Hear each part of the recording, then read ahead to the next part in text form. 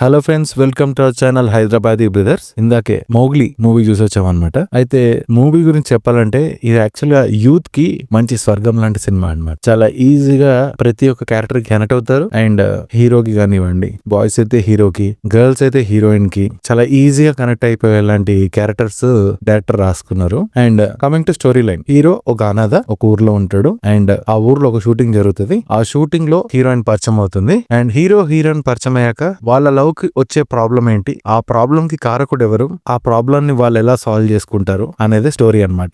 చెప్తున్నాను కదా, సినిమాకి ఒక హైలైట్ క్యారెక్టర్ అంటే మాత్రం బండి సరోజ్ కుమార్ గారు. మెయిన్ ఆయనే విలన్ అన్నమాట. సో ఇది చిన్న స్పాయిలర్ అనుకోండి. స్టార్టింగ్ నుంచి ఎండింగ్ వరకు ఆయన వచ్చిన ప్రతిసారి సీన్ అట్లా నాకు తెలిసి డైరెక్టర్ యాక్షన్ అనగానే ఆయన లోపల ఉన్న నట విశ్వరూపం అలా బయటకు వచ్చేసి మళ్ళీ కట్ అనగానే ఐ థింక్ ఆగిపోయి ఉంటది. అంత బాగా చేస్తారు. మనము యూజువల్ గా ఒక టైప్ ఆఫ్ సాడిజం ఉంటది కదా, అది మనం బండి సరోజ్ కుమార్ గారిలో చూస్తాం అనమాట. అంటే క్యారెక్టర్ అలా బాగా రాసుకున్నారు. చాలా ఈజీగా, వెరీ రిలేటబుల్ టు లైక్ ఒక ఊర్లో ఒక డామినెంట్ పోలీస్ ఆఫీసర్ ఎలా బిహేవ్ చేస్తాడు, ఇంకా నేనే ఈ ఊర్లో నాకు మించి ఇంకా ఎవరు లేరు అని అనుకుని ఒక క్యారెక్టర్ ని రాసుకుంటే ఎలా ఉంటుందో అట్లాంటి రోల్ యాక్చువల్ గా బండి సరోజ్ కుమార్ గారు ప్లే చేశారనమాట. అండ్ కమింగ్ టు హీరోయిన్, మనము హీరోయిన్ కి కూడా బాగా ఈజీ కనెక్ట్ అవుతాం. ఇఫ్ ఇట్ ఆల్ బాయ్స్ అయితే ఆర్ గర్ల్స్ అయితే మాత్రం హీరో కనెక్ట్ చెప్పాను కదా. And more over Harsha Chemudu main ఆయన క్యారెక్టర్ యాక్చువల్ గా బాగుంది.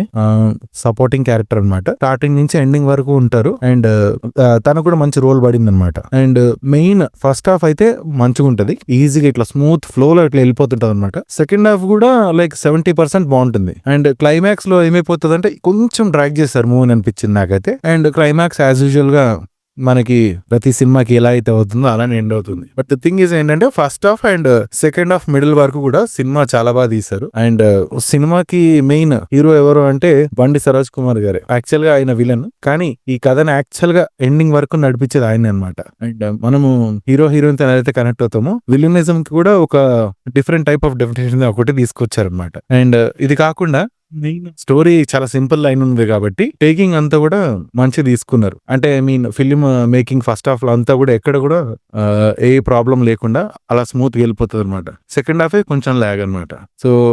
సో సినిమా అయితే ఒకసారి చూడండి. Especially teenage and young people who are about to get married or in love ఈజీగా ఈ సినిమా కనెక్ట్ అవుతారు. ఇది మా రివ్యూ, ఓకేనా? అండ్ అలానే ఫర్దర్ రివ్యూస్ కూడా చెప్తాము. Support us. Thank you.